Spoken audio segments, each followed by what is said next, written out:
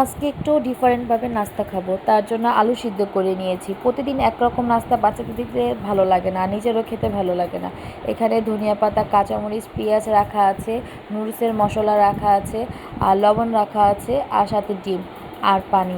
যেহেতু আজকে একটু অন্যরকমভাবে নাস্তা করব, পরোটা বানাবো না, তার জন্য চিন্তা করলাম যেন একটা ভালো কিছু বাচ্চাদের বানিয়ে দিই, যেন ওদের খেতেও ভালো লাগে আর নিজের কাছে খেতেও ভালো লাগে, এবং ওদের হেলদি কিছু দিতে পারি যেন। কারণ তুবা তো একটু অন্যরকম, ও আবার সব কিছু খেতে চায় না, ওর আবার একটু খাবারের প্রতি একটু অনীহা আছে। তার জন্য আজকে এরকম একটা কিছু বানাচ্ছি যেন ও খেতে পারে ইজিলিভাবে, আর ওর যেন পেটটাও ভরা থাকে। তো এখানে সব কিছু আস্তে আস্তে মিশিয়ে নিচ্ছি। আলুর মধ্যে প্রথমেই ডিম দিয়েছি, ডিমের সাথে দিয়েছি নুডলসের মশলা। নুডলসের মশলাটা ভালো করে চটকিয়ে মিশিয়ে নিচ্ছি যেন ভালো মতো মিশিয়ে যায়। ভালো মতো মিশিয়ে গেলে এখানে আমার ধনিয়া পাতা, কাঁচামরিচ আর পেঁয়াজ রাখা আছে, ওগুলা দিয়ে দিব। যেন ওগুলা দিয়ে ভালো করে আবার মিশিয়ে নিব, যেন আলুটা যেন দলা বাঁধে না থাকে, যেন আলুটা ভালো মতো মিশিয়ে যায় আলুর সাথে। আর ধনিয়া পাতা, কাঁচামরিচ ভালো করে চটকে নিলে দেখা গেছে যে কাঁচামরিচের ফ্লেভারটাও পাওয়া যাবে, একটু ঝাল ঝাল। আর ধনিয়া পেঁয়াজেরটা আছে না, পেঁয়াজের মানে ভালো মতো মিক্সড হয়ে যায়, সেটা এরকম করে ভালো করে মিশাতে হবে। ভালো করে মিশিয়ে নিলাম, মিশিয়ে নিয়ে এখানে আবার একটু লবণ দিব, কারণ অল্প পরিমাণে লবণ না দিলে তো টেস্টটা বোঝা যাবে না। আর পানি দিয়ে দিলাম। পানিটা আমি প্রথমে ভুল করেছি, পানিটা পরে দিলে ভালো হতো, কারণ লবণটা দিলে তাহলে দেখা গেছে ভালো হয় আগে। আমি তাড়াহুড়োর মধ্যে কাজ করতেছি, কারণ আমার তাড়াহুড়া লেগেই থাকে। আমার বাচ্চারা আবার খিদারে বসে আছে, ওইটার জন্য চিন্তা করে তাড়াতাড়ি সব কিছু করতেছি। তো আজকে ভাবতেছি এটার মধ্যে একটু ময়দা দিয়ে দিব। ময়দা দিলে দেখা গেছে পরোটার মতোই হবে। তো ময়দা শুধু শুধু মানে শুকনো শুকনো ময়দা এভাবে দিয়ে দিলাম। এখানে পানি তো আগেই দেওয়া আছে, পানি দিয়ে ভালো করে একটা মিশিয়ে একটা ব্যাটারের মতো তৈরি করব, যেন এটা ভালো মতো মিক্সড হয়ে যায়। আর সুন্দর করে হাত দিয়ে করলে ভালো হয়।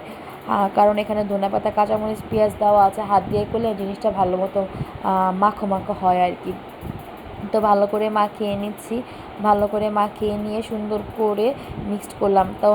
তখন দেখলাম যে না, আমার পানিটা একটু কম হয়েছে আর কি, ময়দাটা বেশি পড়ে গিয়েছে। তো এখানে একটু শক্ত শক্ত হয়ে যাচ্ছে, তার জন্য এখানে আবার একটু পানি দিতে হবে।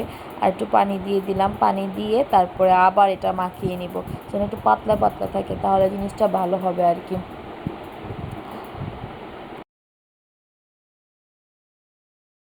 আমার এখানে মাখানো সব শেষ, মাখানো শেষ হয়েছে। এখন এটা আমি আবার রেখে দিব, যেন এটা একটু মানে জিনিসটা ভালো মতোভাবে মিক্সড হয় এবং ভালো মতোভাবে যেন জমে আর কি। তার জন্য রেখে দিলাম আর কি, যে একটা থাকে না ময়দা ময়দা একটা স্মেল, ওটা যেন না হয়। এখানে আমি আলাদাভাবে একটু ময়দাকে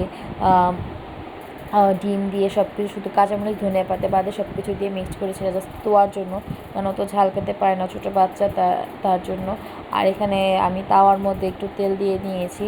তেল দেওয়ার সাথে সাথে আমি আস্তে আস্তে করে চামচ দিয়ে ব্রাশ করে নিলে দেখা গেছে আমার পরোটা যা উঠতে মানে সুবিধা হবে। আর চামচ দিয়ে পরোটার এই ডোটা আমি ভালো করে মিক্সড করে নিলাম, মিক্সড করে এখানে দিয়ে দিচ্ছি। আমি কেন জানি না এটা পারি না, আমি এটা অনেক চেষ্টা করেছি, আমার আম্মু এটা আমাকে অনেকবার শেখানোর চেষ্টা করেছে, আমি না কীভাবে কেন জানি এটা পারি না।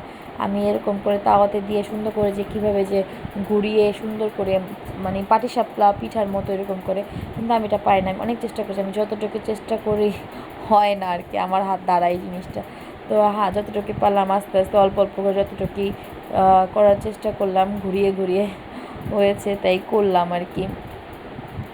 তো করা শেষ, এখন দেখি উঠে উঠে যাচ্ছে, এখন উঠে উঠে যাচ্ছে, এত এখন কিছু করার নেই, যেটা পারে না সেটা নিয়ে জোর জবরদস্তি তো আর করা যায় না, তাই না? যতটুকুই পারি ততটুকুই তো করার চেষ্টা করতেছি। তো করার এখানে দেখতেছি যে নিচে দিয়ে যে তাওয়াটা আমার আগে থেকে গরম ছিল, আমার নিচে দিয়ে পরোটাটা হয়ে গিয়েছে, একটু একটু হালকা হালকা লাল হয়েছে, যদি পুড়ে যায় তার জন্য উল্টিয়ে দিলাম। উল্টিয়ে দিয়ে ভালো করে উল্টে পাল্টিয়ে দিয়ে একটু তেল দিয়ে ভাজা, একটু হালকা ভাজা ভাজা করে পরে নামিয়ে ফেলেছি। এই যে আমার ফাইনাল লুক, কেমন হয়েছে জানাবেন। যদি পেজে দেখে থাকেন অবশ্যই ফলো করবেন, আর যদি ইউটিউবে দেখেন অবশ্যই সাবস্ক্রাইব করবেন। আল্লাহ হাফেজ।